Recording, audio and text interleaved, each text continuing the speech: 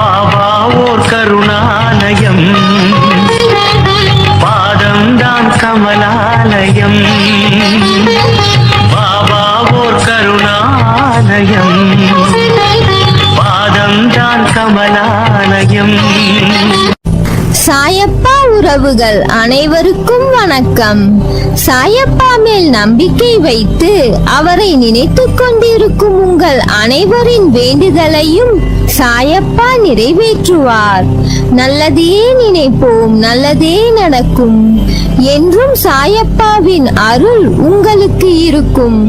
நம் மனதிற்கு இதமான சாயப்பாவின் இன்றைய அருள்மொழியை கேட்போமா? அன்பு குழந்தையே, நீ வெற்றி மேல் வெற்றி பெற போகிறாய். நீ சந்தோஷமாக சீரும் சிறப்புமாக வாழப் போகிறாய். என் துணை என்றும் உனக்குண்டு. எல்லாம் இருந்தும் தோற்றவர்களும் இங்கு இருக்கிறார்கள். எதுவும் இல்லாமல் வென்றவர்களும் இங்கு இருக்கிறார்கள். ஒன்றே ஒன்றுதான் அவர்களை பிரித்து காட்டுகிறது. அதுதான் அவர்களுக்கு வெற்றியை பெற்று தருகிறது. அது நம்பிக்கை, தன்னம்பிக்கை. மன அழுத்தத்தோடு சிந்திக்காதீர்கள். அது ஒருபோதும் வெற்றியை தராது. புன்னகையோடு சிந்தித்து பாருங்கள். புது அறிவு பிறக்கும். வெற்றி பெறுவீர்கள். வெற்றி மகிழ்ச்சிக்கு முக்கியமல்ல, மகிழ்ச்சியே வெற்றிக்கு முக்கியம். நீங்கள் செய்வதை நீங்களே விரும்பினால் வெற்றி நிச்சயம். வெற்றி என்பது வளர்ந்த மரம் போல். விதையை தூவிய மறுகணமே மரத்தை எதிர்பார்க்காதீர்கள். வெற்றியை தேடி பயணிப்பவன் தேய்ந்து போகலாம். பொறுப்பை சுமந்து பயணிப்பவன் தோற்பதில்லை. ஒவ்வொரு நாளையும் தொடங்கும் பொழுது நீங்கள் எதை பற்றிய எண்ணங்களால் அந்த நாளை தொடங்குகிறீர்கள் என்பதில் மிகவும் கவனமாக இருங்கள். உங்களது இன்றைய எண்ணங்கள் நாளை உங்கள் வாழ்வாக மாறும். அறியாததை செய்வதை விட அறிந்ததை சிறப்பாக செய்யுங்கள். செயலை செய்வதென்றால் உலகில் உங்களை விட சிறப்பாக செய்ய முடியாத அளவுக்கு சிறப்பாக செய்ய முயற்சி செய்யுங்கள். இன்று நினைத்ததை இன்றே செய்து விடுங்கள். நாளை என்று நாட்களை கடத்தி விடாதீர்கள். நாளை வேறொருவன் சிறப்பாக செய்து விடுவான். முடிந்தால் நாளை செய்ய வேண்டியதை இன்றே செய்து முடித்து விட்டால் வெற்றி நிச்சயம்.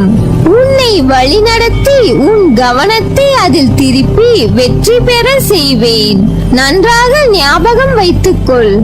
ஒன்று உன்னிடத்தில் நடக்கவில்லை என்றால் அதை விட உயர்ந்த மேலான விஷயங்கள் நடக்கப் போகிறது என்று அர்த்தம். அதனால் நீ எதற்கும் பயப்படாதே, கலங்காதே. உன்னில் நிச்சயம் வெற்றி என்ற தீபத்தை நான் ஏற்றுவேன். நீ உன்னில் பார்க்கும் அனைத்துமாய் அகிலத்தின் ரூபமாய் உனக்கு நான் இருப்பேன். உன் நம்பிக்கை, பொறுமை, எதையும் எதிர்நோக்கி தாங்கும் உணர்வு, உன் பலம், உன் விசுவாசம் எவ்வளவு உன்னதமானது என்பதை நான் அறிவேன். அதனால் எல்லாம் சரியாகிவிடும். எதற்கும் அஞ்சாதே. உன்னோடும் உன் குடும்பத்தோடும் நான் இருக்கிறேன்.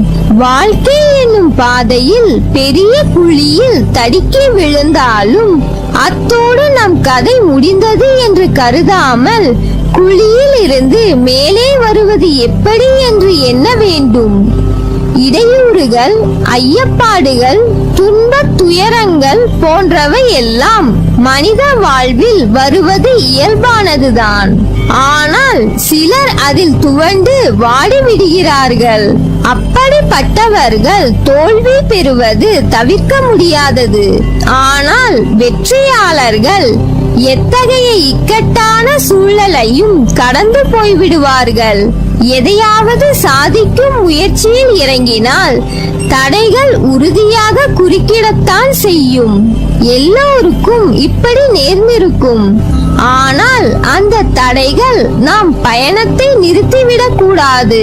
பாதையில் சுவர் குறுக்கிட்டால் ஓட்டத்தை நிறுத்திவிட்டு திரும்பி போக கூடாது. அதை தாண்டி போவது எப்படி என கண்டுபிடிக்க வேண்டும். வெற்றி எல்லாம் எடுத்தவுடன் கிடைத்து விடுவதில்லை. இடையிடையே தடைகள், மனசோர்வை உண்டாக்கக்கூடிய நிகழ்வுகள், இன்ன பிற சிக்கல்கள் எல்லாம் ஏற்படும். அதனால் தளர்ச்சி கொள்ளக்கூடாது. நமக்கு ஏற்படும் தடைகள் தான் நம்மை நின்று நிதானித்து சிந்திக்க செய்கிறது. அடுத்த அடியை எப்படி எவ்வளவு அழுத்தத்தோடு எடுத்து வைக்க வேண்டும் என்பதற்கு அத்தகைய தடைகள் கூட நமக்கு தேவைதான். வெற்றி பெறுபவர்களை கேட்டு பாருங்கள். அப்பப்பா, என்னுடைய முன்னேற்றத்திற்கு தான் எத்தனை தடைகள் இருந்தாலும் நான் மனம் தளரவில்லை, சலிக்காமல் முயன்றேன். அதனால்தான் இன்று இந்த நிலையில் வாழ்கிறேன் என்பார்கள். பயணம் செய்யும் போது வழியில் கல்லும் முள்ளும் இருக்கத்தான் செய்யும். நாம் தான் பார்த்து நடக்க வேண்டும். தவறி போய் முள் குத்தினாலும் அதை பிடுங்கி எறிந்துவிட்டு பயணத்தை தொடர வேண்டியதுதான். அதற்காக அங்கேயே அமர்ந்து விடுகிறோமா என்ன? நம்மை தொல்லைகள், துன்பங்கள், தடைகள் குறுக்கிடும் போது துவண்டு விடாதீர்கள். அதுதான் வாழ்க்கை என்று உங்கள் திறமைக்கு நீங்களே முற்றுப்புள்ளி வைக்காதீர்கள். அதையும் மீறி நம்மால் முடியும், எதிர்கொள்ள முடியும் என்று மன உறுதியுடன் சிகரத்தை நோக்கி சலிப்பின்றி பயணம் செய்யுங்கள். தோல்வியாளர்களிடமிருந்து வெற்றியாளர்கள் சில விஷயங்களில் தனித்து நிற்பதால் தான் வெற்றியாளர்களாக உருவாகின்றனர். தோல்வி அடைபவர்கள் ஒரு விஷயத்தை செய்ய வேண்டும் என்று நினைப்பார்கள், ஆனால் செய்ய மாட்டார்கள். அல்லது எதை செய்யக்கூடாது என நினைக்கிறார்களோ அதனை செய்வார்கள்.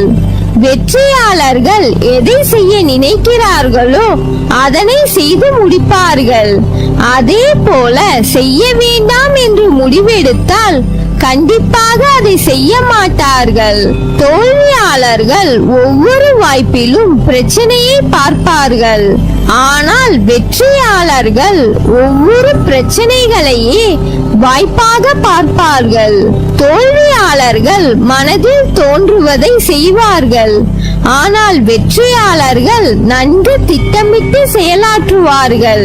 தோல்வியாளர்கள் அடுத்தவர்கள் வழிமுறைகளை நிராகரிப்பார்கள். ஏனெனில் ஏற்றுக்கொண்டால் அவர்களை விட நாம் தாழ்ந்தவர்கள் ஆகி விடுவோமோ என்று எண்ணுவார்கள். ஆனால் வெற்றியாளர்கள் அடுத்தவர்களின் வழிமுறைகளை ஏற்றுக்கொள்வார்கள். ஏனெனில் அதிலிருந்து அவர்கள் புதிதாக கற்றுக்கொள்ள தயாராக இருப்பார்கள். தோல்வியாளர்கள் முதல் தோல்வியிலேயே அம்முயற்சியில் இருந்து வெளிவந்து விடுவார்கள். ஆனால் வெற்றியாளர்கள் ஒவ்வொரு தோல்வியையும் வெற்றிக்கான படிக்கட்டுகளாக மாற்றுவார்கள். வெற்றியாளர்கள் தங்களது கனவு நனவாகும் வரை முயற்சி செய்வார்கள். தோல்வியாளர்கள் வெற்றியாளர்களை பார்த்து பொறாமைப்படுவார்கள். ஆனால் வெற்றியாளர்கள் வெற்றி பெற்ற ஒவ்வொருவரையும் பாராட்டுவார்கள். தோல்வியாளர்கள் பொழுதுபோக்கு நிகழ்ச்சிகளுக்கு முக்கியத்துவம் அளிப்பர். வெற்றியாளர்கள் வேலையையும் ஓய்வையும் சமமாக எடுத்துக்கொள்வார்கள். தோல்வியாளர்கள் அடுத்த அடிக்கு நகரமாட்டார்கள். ஏனெனில் அடுத்தது என்ன ஆகுமோ என்று பயம் அவர்களை சூழ்ந்திருக்கும். வெற்றியாளர்கள் தங்கள் எதிர்மறை எண்ணங்களை தவிர்த்துவிட்டு அடுத்த கட்டத்திற்கு செல்வதையே சிந்தித்துக் கொண்டிருப்பார்கள். தற்போது நீ வெற்றியாளரா இல்லை தோல்வியாளரா என்பதை உன் மனம் உணர்த்தி விட்டதா? நீ வெற்றியாளர் பட்டியலில் இருப்பின் உனது செயலை தொடர்ந்து சிறப்பாக செய். இல்லையெனில் வெற்றியாளர்களாக மாறுவதற்கு வெற்றியாளர்களை பின்தொடர முயற்சி செய். எனவே வாழ்வில் வெற்றி பெற உன்னை மாற்றிக்கொள். நம்பிக்கையோடு நான் கூறும் வார்த்தைகளை பின்பற்று. நான் பார்த்துக் கொள்கிறேன், நல்லதே நடக்கும். நீ என் பரிபூர்ண அருளும் ஆசீர்வாதமும் அன்பும் பெற்ற என் செல்ல பிள்ளை.